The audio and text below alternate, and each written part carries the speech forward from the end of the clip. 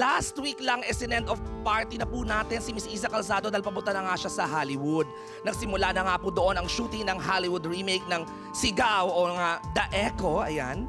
At after her first weeks ng shooting nila ng The Echo na naganap sa Toronto, Canada, umuwi muli si Iza Calzado at makakasama natin siya ngayon live. Next week. Oo.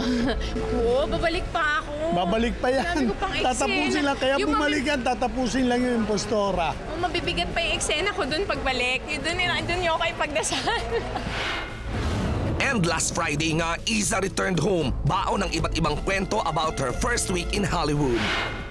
Ano-ano nga ba ang natuklasan niya matapos ma-meet ang mga co-stars niya sa The Echo for the first time? And how did Hollywood welcome one of the Philippines' finest actresses? Dito sa Showbiz Central siya una mag-i-stop over to share them all. Exclusive! As our kapuso Hollywood actress, Iza Calzado goes live on Showbiz Central. Palakpakan naman natin our very own Pinay Hollywood actress, Miss Iza Calzado! Hi, Hi, John. Iza! Hi, sweet. Grabe! Ginawa mo lang hapon. baklaran ang Hollywood at balik-balik ka lang. Uwian, Mega balikan, mall. have a seat. Grabe. So, ikwento mo na sa amin na first day na ang The Echo at Yes. yun lang yung pinunta mo.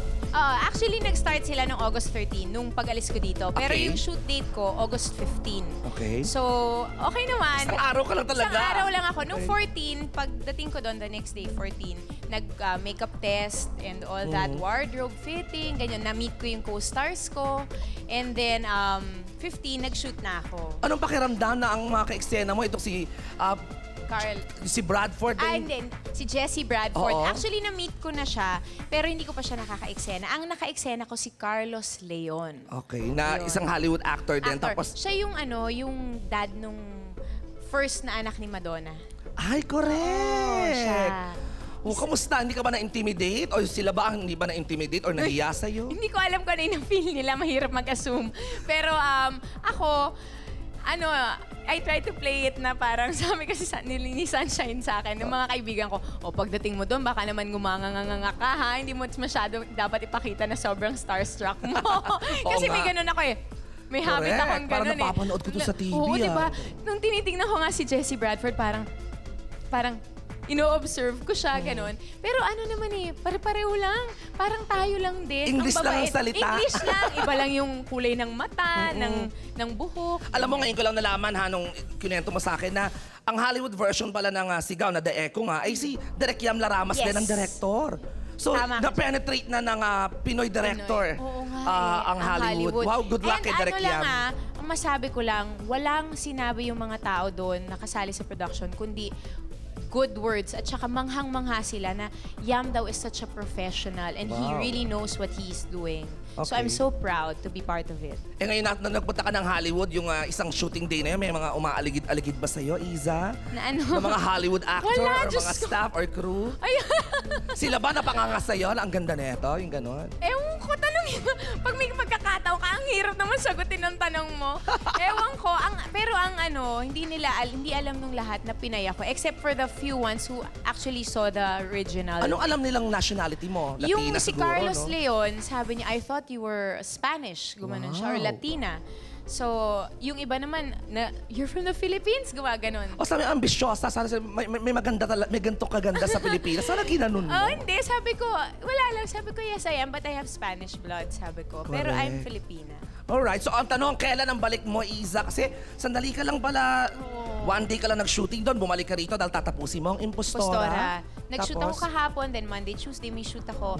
Wednesday dapat yung flight ko, but we're trying to move it to Thursday. Kasi pinayagan naman ako na baka Thursday lumipad. O dahil may eksena ka pa nga na tatapusin for impostora. Impostora, oo. So pagbalik mo, yun na yun. Tatapusin mo na yung pelikula pagbalik mo ng Hollywood. Tatapusin na, oo. May shoot ako. Tapos, September 15 yung alis ko doon. Pabalik na dito. Wow, so good luck naman natin. Palakpakan naman natin, Miss Iza Calzado. Thank you! Naku, good luck, Salamat. girl. Ay, gusto ko lang din po magpasalamat sa inyong lahat, sa GMA Network, of course, sa Artist Center, sa dad ko, and Showbiz Central. Maraming We love you, Isa Calzado, and we are very proud of you. Imagine, ikaw ang kauna-unahan yata na Hollywood actress na Pinay na mapepenetrate ang Hollywood. Well, Pinay siguro kasi si Oo. Cesar Montano, di ba? Ay, correct, gumagawa oo. din siya ng pelikula. O, nakagawa na rin pala si Oo. Buboy, no? Hindi ko kasi nagigets eh. And I'm just so overwhelmed by the support that the network has been giving me. Especially kayo na talaga namang, inimbitan nyo pa ako dito, sinasalubong nyo ako sa airport. Ay, Siyempre, hello. ganun talaga. Because Salamat! Isa Calzado, you are not just a very good actress, you are also a star. Di ba? Tama ba ako, mga kapuso? Yeah. Nako, salamat Isa. Balitaan mo kami pagbalik mo Yes. ng Hollywood. Samantala, mga kapuso, eto na. Isa pa nga kapuso star, itong si Katrina Halili na-interview po namin siya at umiyak. Akala ko kanina ay tanging si Mo Twister lang ang nagpaiyak sa kanya. Pinagsasabihan ko pa nga si Mo na pinaiyak mo si Katrina, lagot ka. Yung pala po, meron isang lalaki na nagpaiyak kay Katrina sa interview na yan. Yan po ang matutukayan ninyo sa pagbabalik ng Showbiz Central.